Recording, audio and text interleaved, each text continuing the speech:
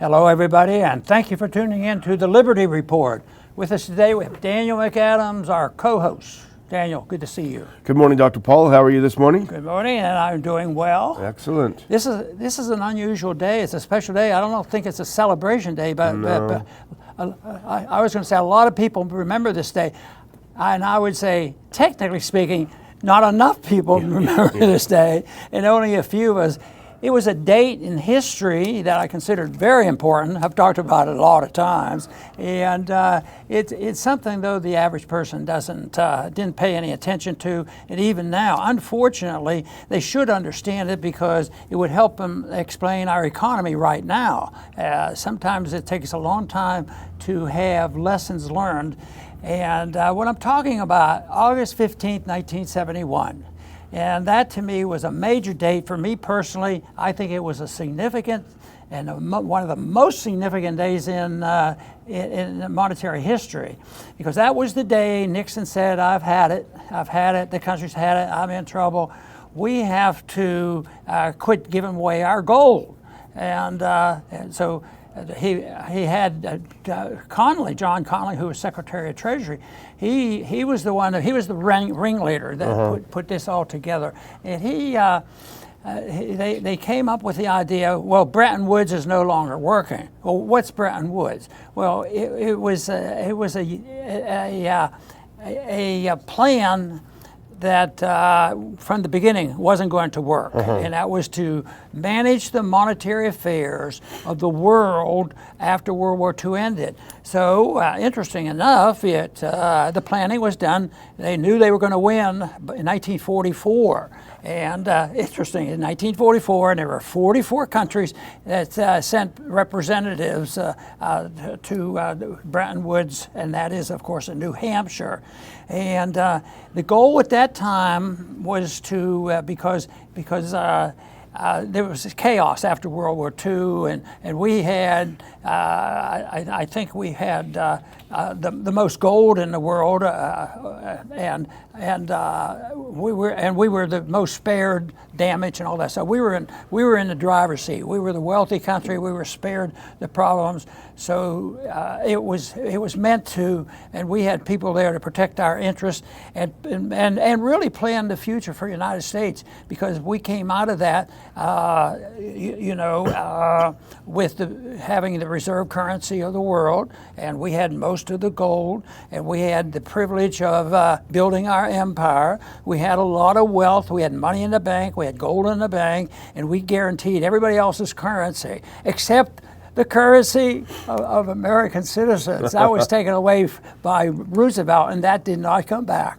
And but it was set up where if foreigners accumulated dollars, in trade and whatever, they could turn in dollars to our treasury, foreigners, and they could get reimbursed. All they had to do is, as we depreciated, and the Fed depreciated the dollar, more and more people wanted the gold. Yeah. And that's what happened.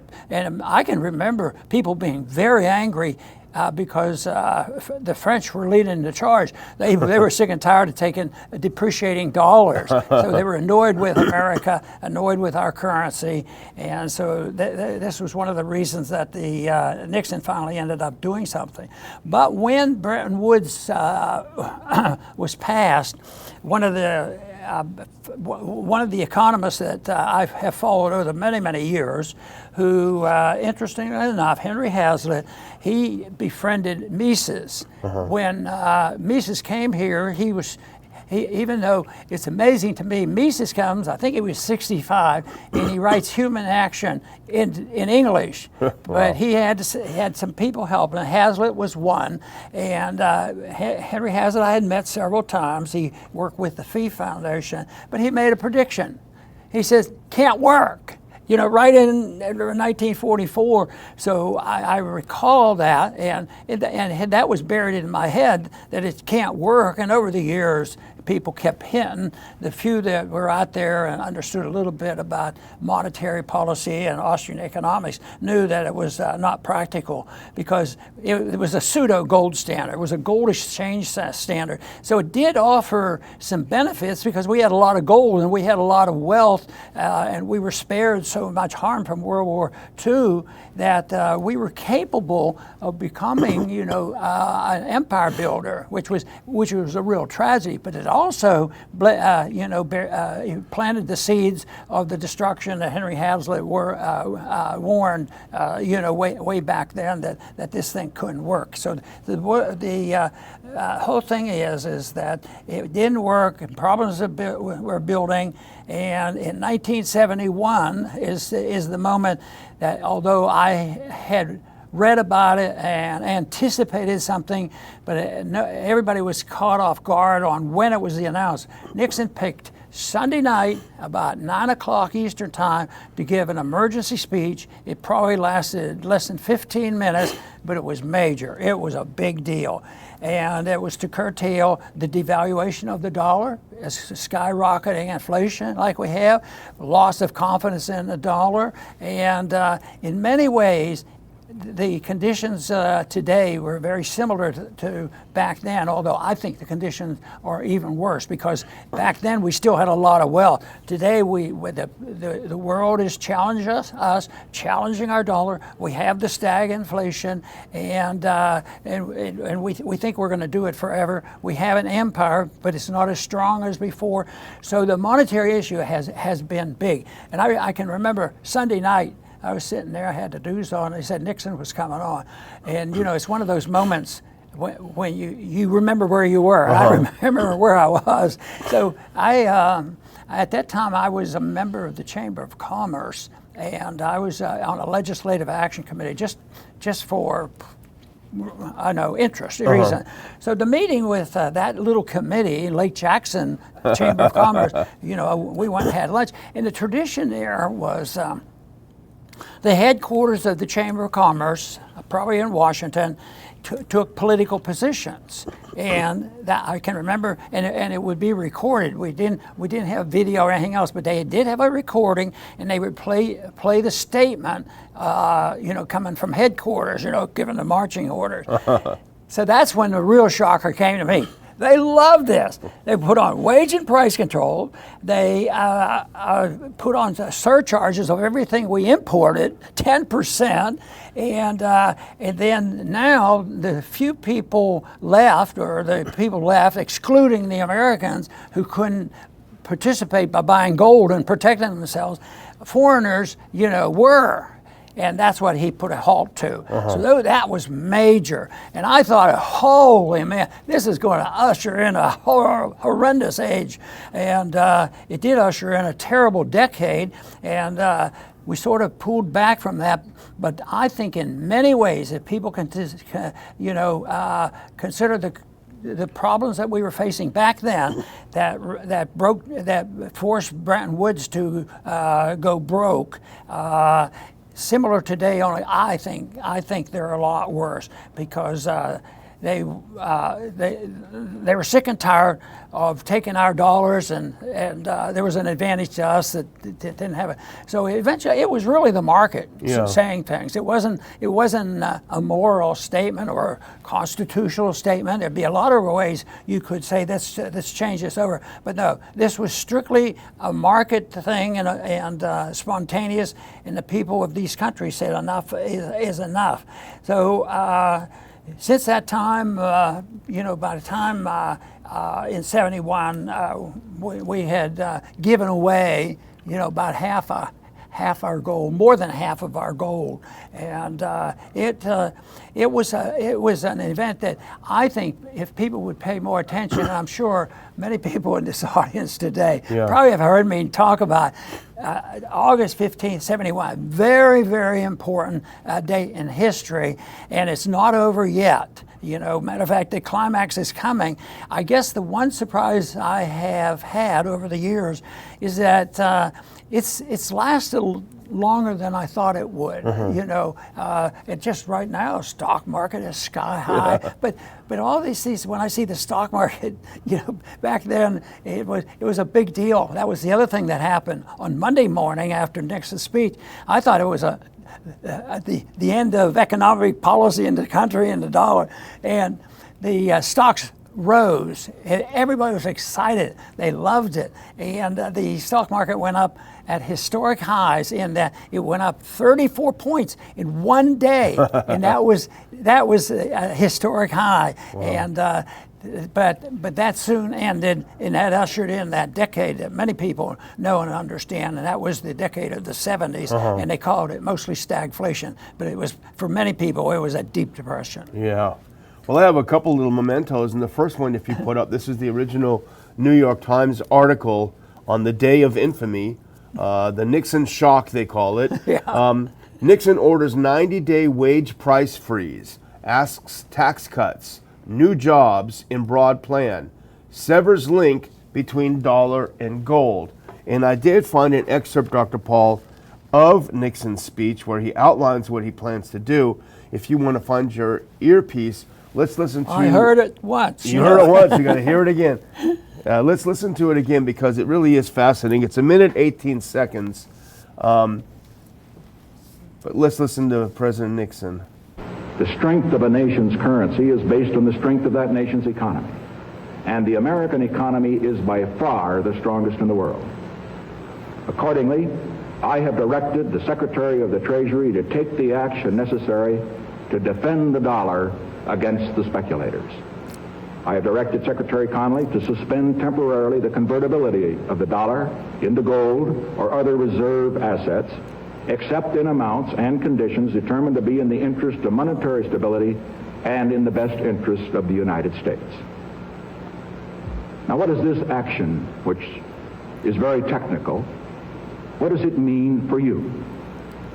Let me lay to rest the bugaboo of what is called devaluation.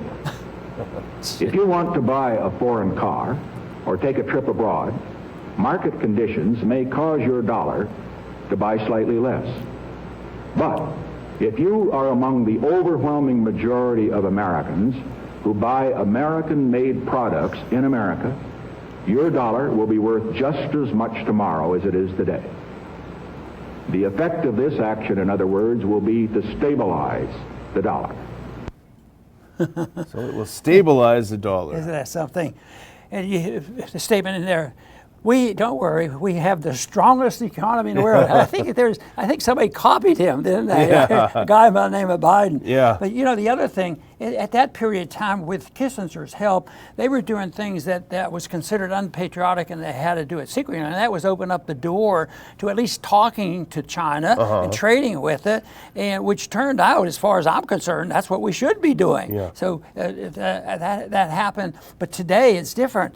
Everything now is bipartisan, and that is to close the door with China. Yeah. So that's going to add to the fuel of this, the fire of this system not working, or the changes that they're making. It's not going to work. So you know, this exchange stability, that was the main purpose of the whole thing. They were having trouble, you know, after World War II. There was a mess, so it was this rate stability, but that hasn't worked so well. It's a mess, and there was, you know, in 71, I believe it was that, in 2011, Volcker made a statement, and I think it was about that time that he was meandering around the halls, and that was a long time after he had been chairman, and we talked then, but he made a statement in 11, and I think it's interesting. Even much later, in 2011, Paul Volcker expressed regret over the abandonment of Bretton Woods, and in a way that is more sensible than what the other, because he had a type of sympathy for gold, but it wasn't the gold standard that we would advocate. But at least he wasn't saying throw it to the wind, and that's what he says. Guess what? nobody's in charge. Is that like today? Who's in charge? Foreign policy. Oh, they know what they're doing there. Yeah. Okay, then he goes on to say, the Europeans couldn't live with the uncertainty and made their own currency, and now that's in trouble. That, of course, was the pound. They used the pound for a while. So Volcker was an interesting person. And there was a time I was early on that I was fussing about, the Monetary Control Act, and he was chairman. And a debate came up on when he was testifying before the committee, and I was arguing the case that they were going to have a change that they could use anything as an asset. It was going to usher in more inflation and that sort of thing. And he very politely came up to me later on. He says, "I'd like to visit with you more on this," which is not, it was not characteristic of a bureaucrat or the chairman of the Federal Reserve. I said, yeah, that'd be neat.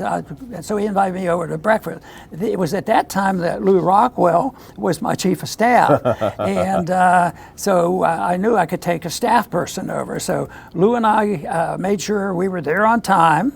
We got to the meeting room, and there was one other individual, and that was the chief aide to Volcker. So we just talked, and it was friendly talk, and soon Volcker walked into the room. And I thought, well, he'll come over and shake hands with the congressman. No, he went directly to his staffer, and he went with a firmness. So he sort of, not rushes, but he purposely goes over. He says, "What is the price of gold?" So he had gold on his mind, and that was back when gold was hitting, $700-800, and it was also, trying to sort out all that mess. But I think we're doing very similar things. We don't have stability, and we have stagflation, and the whole thing is the conditions, I think, are a lot worse. I already mentioned, just the whole thing that back then probably there was I think a big benefit at the time that we were less like, the Korean War was over. We weren't bombing and killing each other, and we started trading with China. But all of a sudden now China, I don't know which country they hate the most, the PD establishment, and it's usually bipartisan. But anyway, right now they're gearing up for it to put on more tariffs. And, the other thing that, when back in '71, when they said that for foreigners can't own the gold, well, they didn't have to deal with our relatives because they weren't allowed to own the gold anyway. Yeah. So it was already damaged. It's sort of amazing, if you believe in sound money, how they can limp along, but it's always at an expense, and you always have to pay the bill. And that's why there's always liquidation of the debt that's run up, and there always will be the liquidation of the malinvestment. And now that is supercharged, and the market nobody can predict and understand exactly which way the market will go or when it will go. But if you just print up money and pass it out, a lot of mistakes are going to be made, and that's what it's inviting. And so that's one of the reasons why I think this date is very, very important, but nobody's paying much attention to it. Most of the people are trying to cover it up and say, oh, nothing, we have the strongest economy ever. Yeah. They keep covering it up with lies. And you said they're doing the same thing, and I'm sure you and Chris will talk about it tomorrow, but Kamala Harris's big plan is let's put price controls on things. So yeah, that's doing it. the same thing. But, President Nixon said, I'm going to dispel this bugaboo. He said, your dollar will be worth just as much tomorrow as it is today. Well, I got a couple charts, Dr. Paul, and I hate to badmouth one of my favorite presidents, but it wasn't true. And here is one chart that I got. The source of this is the Federal Reserve Bank of Minneapolis. You can see where that arrow points. That's when Nixon closed the gold window. And that line that's almost vertical, well, that's annual U.S. consumer goods price inflation in percentage from 1800 to 2020. Basically from 1800, Dr. Paul, you can see that blip in World War II, of course, and then in the 60s when we got into all those dumb wars. But it wasn't until Nixon took us off the gold, to close the gold window, that it went through the roof and continues apace. But the other thing that happened, Dr. Paul, and this is the chart that I saw on Zero Hedge. They've got an article about it today. Put that next one on. So what happened in 1971? This is interesting too. These divergent lines on a chart starting in 1948. This is productivity and worker compensation. Now, up until you can see almost exactly the point where Nixon closed the gold window, you had basically a line between productivity and compensation. Workers increased their compensation as their productivity improved. At that point, there's a massive divergence where you see compensation is only up 115% and productivity is up 246%. So this is sources of this is the Economic Policy Institute. So I guess the short way of saying it is, it looks like lots of terrible things happened. Right. There's no doubt about it, and I think there'll be somebody in 10 years from now will continue the chart, and it's already going up sharply, and you're going to see it again until the whole thing comes down. But the chart there is making an economic point that is that has been figured out a long time ago, and that is if you inflate the currency, the value goes down and prices go up. And this is and the one thing that they know, that politicians have to take care of the average person. Yeah. Because just think, I think that is the number one issue in this campaign.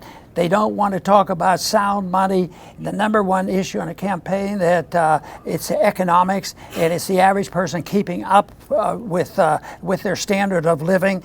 And I don't think it's going to be only the people. Matter of fact, if the people have been on all welfare, they might not be hurting as much as a person who wants to go on their own and they're just in low income category. So the prices go up always much faster than the wages. They, even if you just think not too long ago, the minimum wage was like $8, $7. I remember when it was a lot lower, but it's been going up. But you can't keep up with it. And now they talk about, $50 and all kinds of things. Instead of people saying, well, at least they're helping out those working people. But it also says that's why people are getting poorer, because there's this rampant devaluation of the currency, and they can't get away with it. They can cover it. Some people will hog it up first and benefit tremendously. And there's pretty good charts right now that the people in the very, very high income bracket have been said to do better, but what do a lot of the interventions say? Oh, what we need to do is just tax them. We need to tax those business people. They need to be taxed. They never ask the question, why don't you check and see if they're getting any subsidies from the government? Yeah. See if they're in the military complex, industrial complex, and cut that out. Instead of saying profits are bad, we're going to tax them, and you hear it all the time, and then no matter what the opposition to that might think, the public will say, yeah, and they'll put pressure on the politician. Yeah. I'll go along with it. I know this isn't the best thing to do, but we'll deal with that next week, next year. Well, hopefully people will remember this date, this anniversary. If you wonder why things are so bad, unfortunately, it was old Tricky Dick who did it to us. But we have we're getting close to being out of time, but I just wanted to bring up another anniversary, Dr. Paul. And this is the 3-year anniversary of the U.S.'s 20-some-year war to replace the Taliban with the Taliban. And so let's look. They had a little parade. Let's put on our earpieces, Dr. Paul, and let's have it. No, go to the clip, not this one. Yeah, let's go to that first clip and have a look. Put on your earpiece if you don't mind, Dr. Paul. Let's watch this parade. The 3rd anniversary of the Taliban returning to power in Afghanistan. Here we go.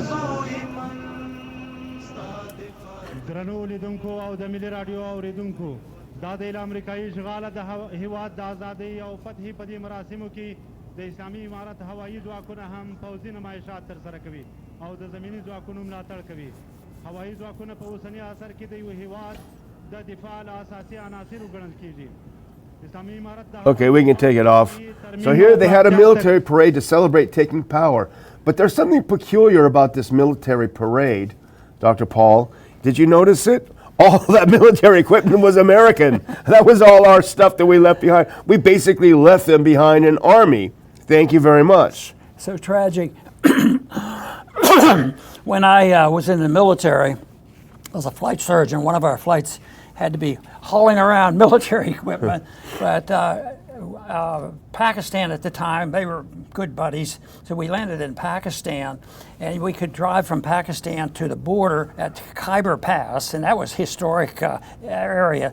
So as we were driving up there, the military personnel that was with me and others said, and they looked up into the mountains, and the mountains didn't look like the Rockies or the Appalachian Mountains. It was just rocks. And these people that were sort of the tour guys say, you know, people up there, believe it or not, Ron, he says, there's a lot of people that live up there. He says, there's tribes up there, and they've been there. And the one thing they say, a point of history that most people know, and they've never been conquered. Yep. So here we go, 20 years. And so some of that stuff motivated me when they were stirring up 20 years ago. Yeah. You know, I was determined, wake up, folks. What are we going to do this? So we go over there and we end up who has the last laugh on this one. But and I think the biggest point, even if they just wanted to be pragmatic, they ought to be more cautious when they go a great distance.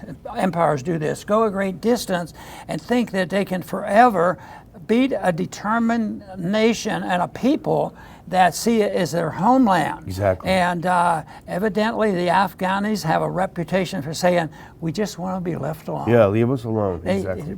But what?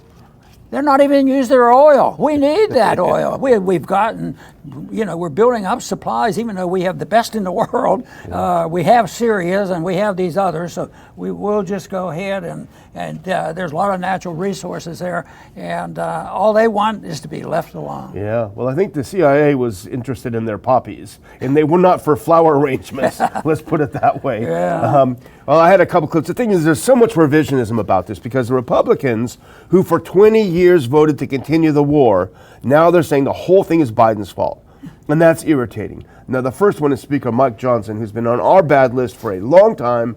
And Johnson, again, politicizes it. He says, a stark reminder that the Biden-Harris administration chose to arm the Taliban and leave behind American soldiers. We'll never forget the devastating consequences of the White House reckless withdrawal from Afghanistan. Sorry, it was Republicans who armed them for most of that time. And I go to the next one. Here's our favorite little Miss Lindsey Graham. And Miss Lindsey says, President Biden's memory is worse than we thought. The truth is, I'm the only president in this century, this decade, that doesn't have any troops dying anywhere in the world. That's what Biden says. Graham says the American people will never forget the horrible withdrawal from Afghanistan. I would say, Dr. Paul, the American people will never forget that people like Lindsey Graham voted for it for 20 years to put all those weapons that are in there that are left behind. Yeah, I always find it disgusting because it's just a political trick they have. Because right now, Biden is not a very good president. No, that's true. I don't think he has a lot of character. I don't think he cares that much nor understands the Constitution. And I think Johnson, he had indicated that we thought he had some understanding, but now it doesn't look like that. But I wonder what he was doing when this war started. Yeah. You know, he probably, you know, wasn't trying to prevent it from happening. But no, I resent the idea because it's false. Even though I'm not sympathetic to Biden and all this, but right now, Biden did all this. So yeah. You all know, his the fault. inflation, all Biden's fault. Yeah. And then, what about? And they say we're the deregulators. At the same time, we have all these sanctions put on companies. Those things shouldn't even exist. Yeah. And they don't get congressional approval on there. They just get open authority by presidents. They just, executive order, we're going to go and do this. So like Biden said, if we can't do it, then they'll do it to us or something like that. They make excuses. So To me, it's a sad story. Yeah. We ought to at least be honest and not say, you know, I think it's probably an unfair advantage that we have because we've come up more, willing to look at both sides of every issue and come back more credible.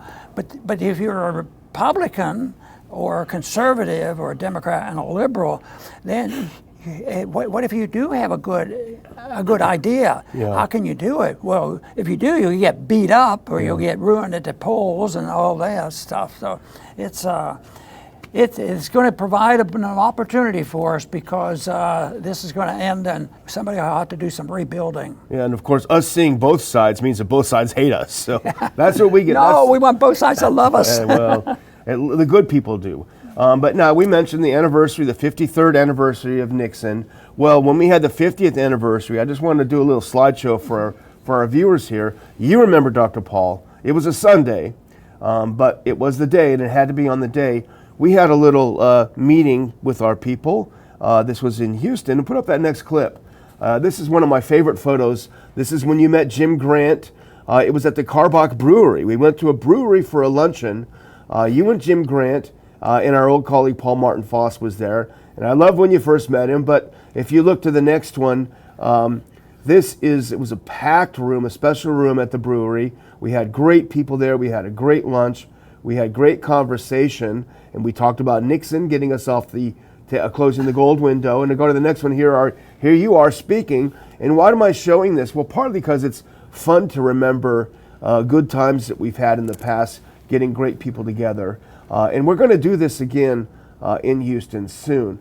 But for now, it's also to remember that we are doing this again. Now, put on that last clip. This is something you haven't seen before. This is the roster for our August 31st conference in Dulles, Virginia, near the Dulles Airport, the Liberty Platform. Now you can see who's going to be there. I'm going to be speaking about peace through strength with a question mark. Gary Haven, Cower or Conquer. Jeff Deist, the linguistic battlefield. Joel Salatin, Uberizing food. Joe Mercola, the liberation of healthcare freedom, a blueprint for tomorrow. Judge Andrew Napolitano, taking rights seriously. Jonathan Turley, the indispensable right, free speech in the age of rage. Professor John Mearsheimer, the limits of military power in international anarchy. And Dr. Ron Paul, speaking about the Liberty Platform, and you outlined a little bit yesterday what you're going to be talking about. All of these 9 speakers, basically, now if you know DC, the amount we're charging for tickets for that would basically buy you a decent lunch in DC. We're going to give you a decent lunch, and we're going to give you 9 great speakers and a day with people who are of like mind. So this is the bargain of the century, guys and gals. So snap up those tickets. We've already outsold last year, which is great, but we want to do better. So please get those tickets. Have a look at the people who are going to be speaking. You're going to have a great time. I'm going to see you in about 2 weeks. Well, when I looked at that list again, that's a tough group to follow. Boy, I don't know about this. So every great idea will probably be said before. No, it isn't that way. Everybody has an idea. Sometimes it's rephrased, and sometimes I repeat myself. Like on August 15th, 1971. Yeah. So that's important, and we do repeat the whole issue of liberty because it isn't complicated. Liberty is just let the people alone. Leave the people lead their own lives and don't commit violence.